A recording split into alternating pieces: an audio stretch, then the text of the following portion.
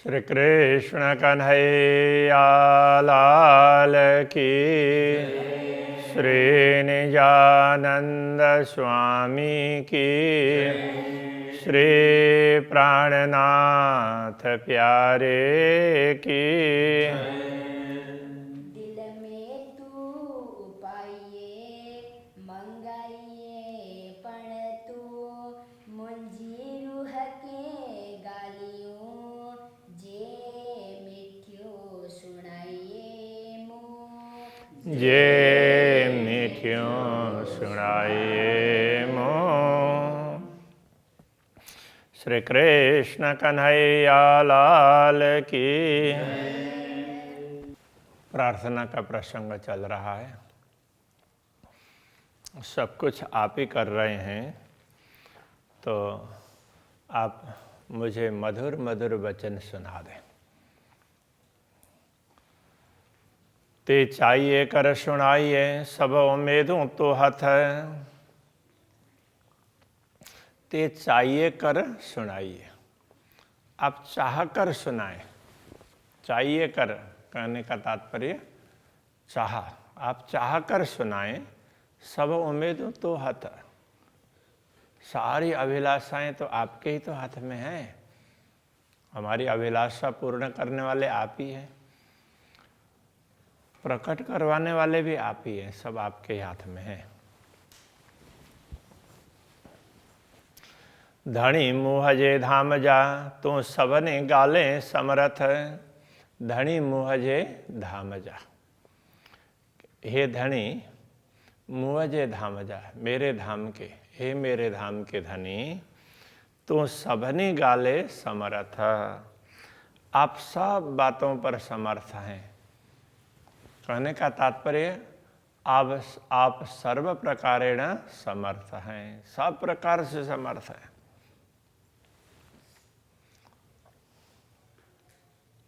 मुँह चायो भू आसमान बीच, आऊँ हे कली आइया।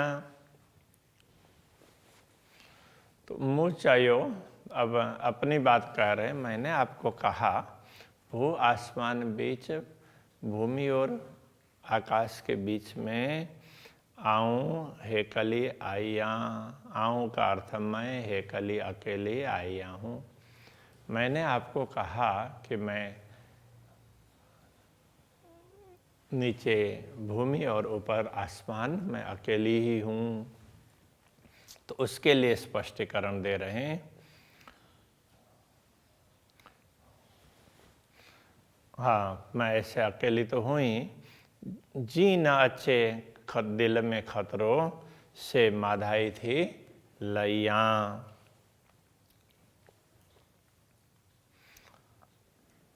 जी न अच्छे दिल में खतरो, दिल में कोई खतरा ना हो। खतरा का अर्थ भय, दिल में किसी प्रकार का भय उत्पन्न ना हो, न अच्छे ना आए। तो इस प्रकार हाँ से माधाई थी लैया। तो वो माधाई थी, माधा आगे, अब माधाई थी कहेंगे तो यहाँ पर पहले से ही लैया। तो पहले से ही मैं ध्यान रख रही, पहले से ले रही हूँ। तो कहने का तात्पर्य यह है कि मैंने आपको कहा कि मैं अकेली हूँ, तो उसके लिए कह रहे हैं कि मेरे मन में किसी प्रकार का भय ना रहे, इसके लिए मैं उस भय को पहले से ही दूर करना चाहती हूँ। तो दूसरे कोई, अब आगे भी कहेंगे, जो आत्माएं जाग गई हैं वो दूसरी है ही नहीं। तो इसलिए आप ही हैं, बस आपको ही सब कुछ करना है, दूसरा तो कोई है ही नहीं। तो ये कहना चाह रहे हैं।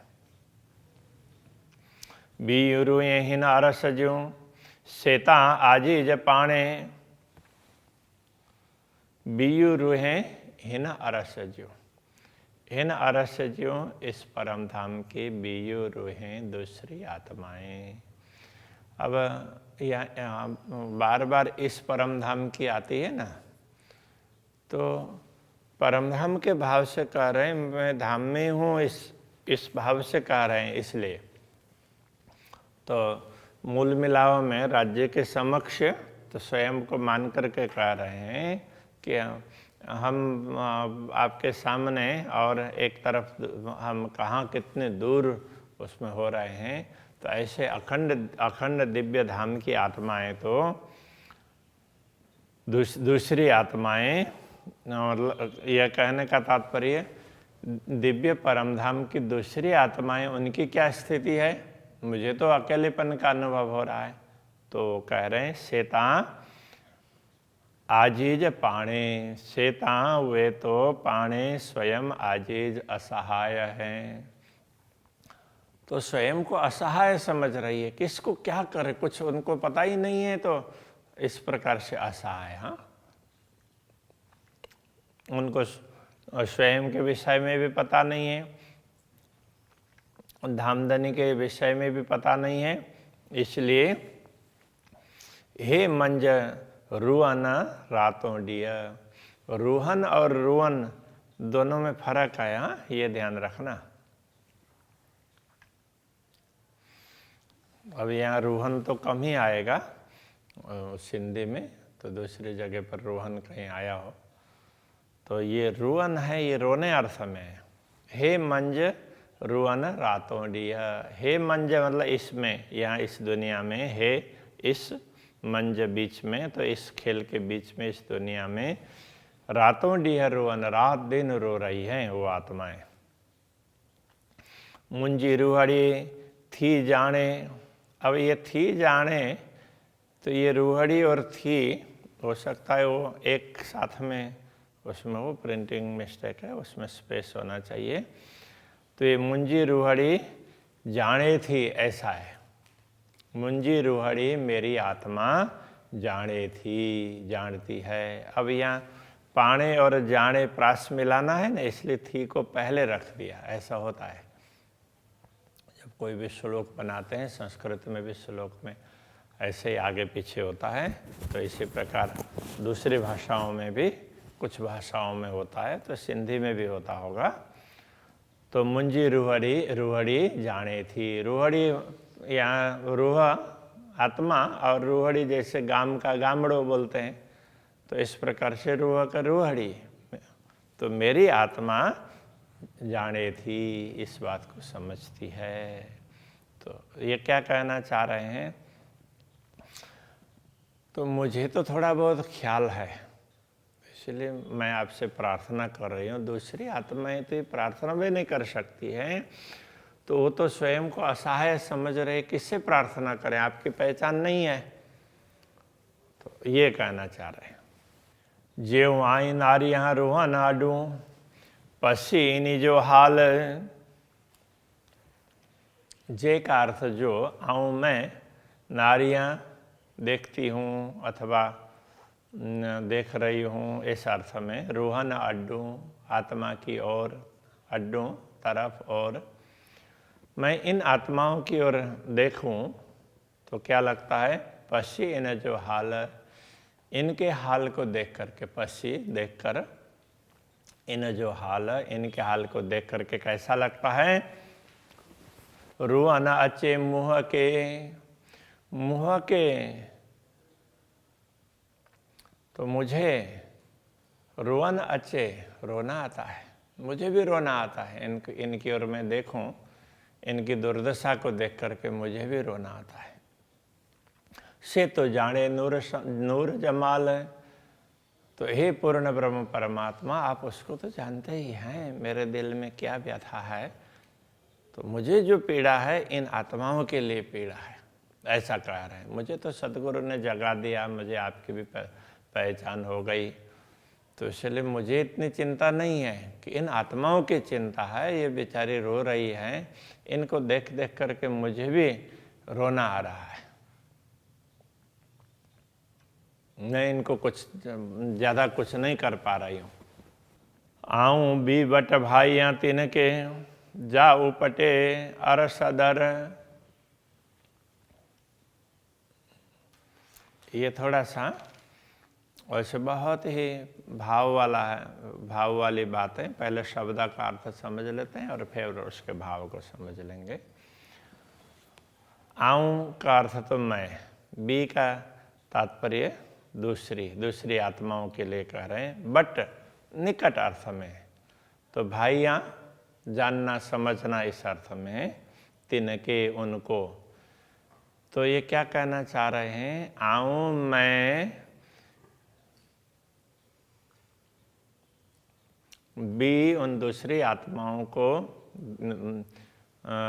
बी तिनके बी दूसरी आत्माओं को तिनके उनको अर्थ बी तिनके कहेंगे तो दूसरी आत्माओं को ऐसा समझना पड़ेगा, दूसरी आत्माओं को बट भाइयाँ निकट समझूं।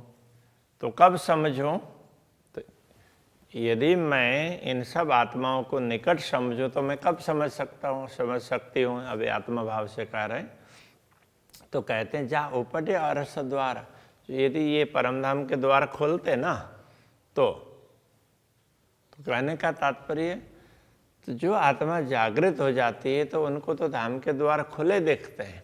यदि ये जागृत हो जाती तो मैं उनको मेरे निकट, मेरे पास में ही समझती, दूर नहीं समझती, दूसरी नहीं समझती।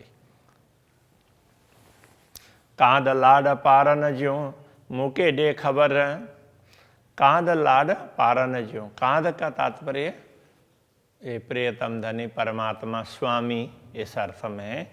कांद के लाड पारन ज्यों, लाड पूरा करने के लिए, मुके दे खबर, तो मुझे खबर दें, मुझे समाचार दें।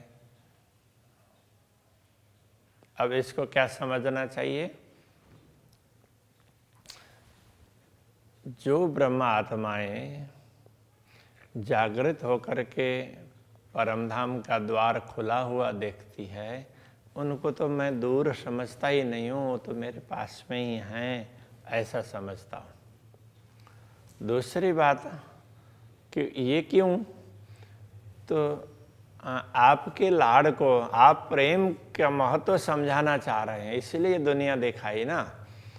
तो आपके लाड़ को पूर्ण करने के लिए, आप प्रेम दिखाना चाहते हैं, उसको पूर्ण करने के लिए तो वो मुके दे खबर, मुझे समाचार दे। मतलब हम भी जागृत हो गए, वो परमधाम का, अरे हम तो कहाँ दुनिया में भूल गए थे, इस तरह से वो मुझे बता दें, उनको भी परमधाम का ख्याल आ जाए।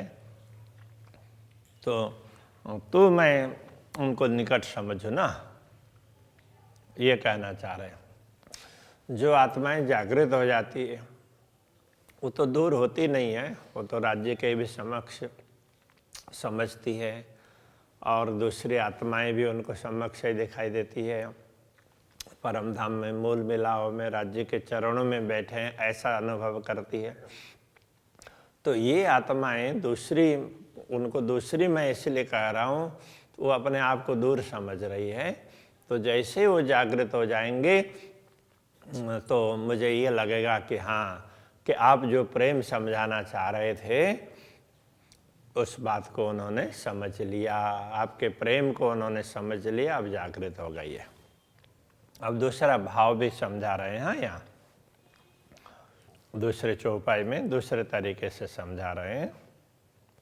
ताकि चुआ बीत इनके जे मुँह अड्डा पसी रोए। त का अर्थ तो की, क्यों अथवा कैसे, चुआ कहूँ, बी तिनके, बी दूसरे तिनके उनको, उन आत्माओं को दूसरी मैं कैसे कहूँ, जे मुँह अड्डा मेरी ओर पसी देखकर रो रही है, मेरी ओर देखकर रो रही है। कहने का तात्पर्य, तो मेरे से वो अपेक्षा रख रही है, ये जगा दे। जो आत्माएं मेरी ओर देख करके रो रही है, तो उनको मैं दूसरी भी कैसे कहूँ। जिनको कुछ पता ही नहीं है तो उनके लिए तो दूसरे कह सकते हैं, किंतु वो मुझे जगाने के लिए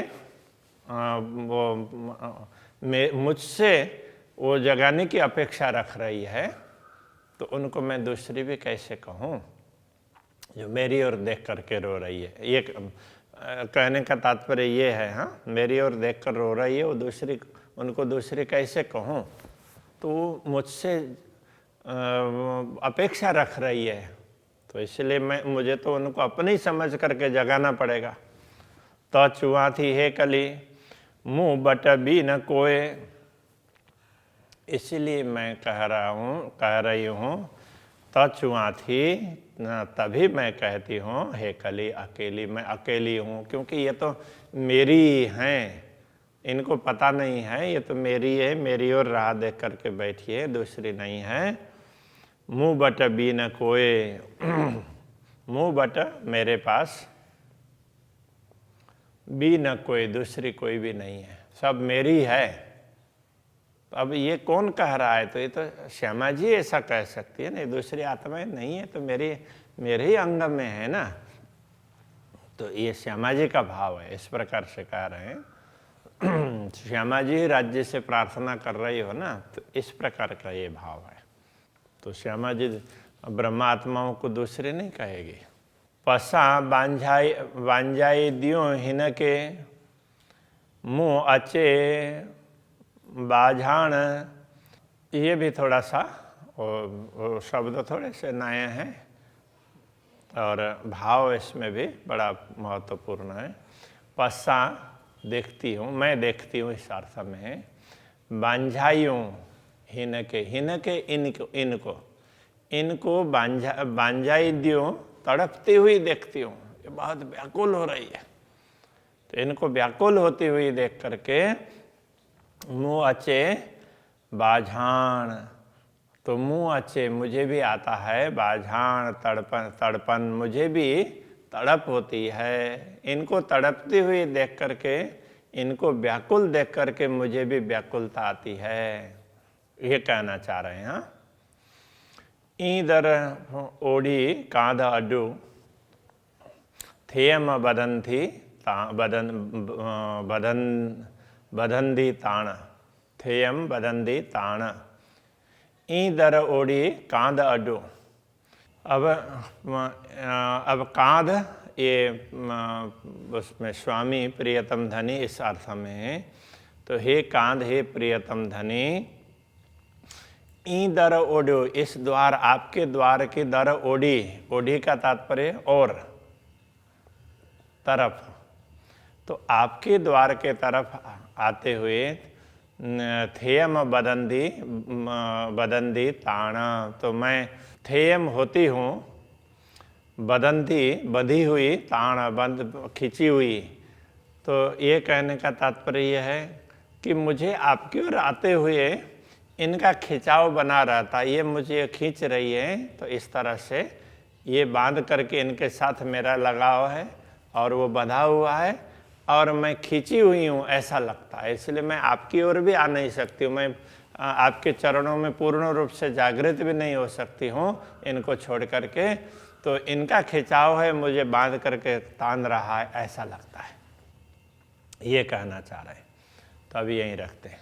श्री कृष्ण कन्हैया लाल की। थेयमा बदंदी ताण,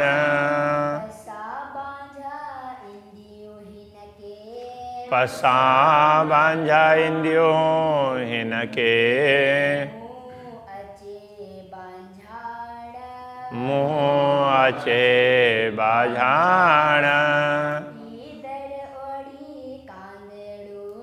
ईदर ओढ़ी कांध अडू,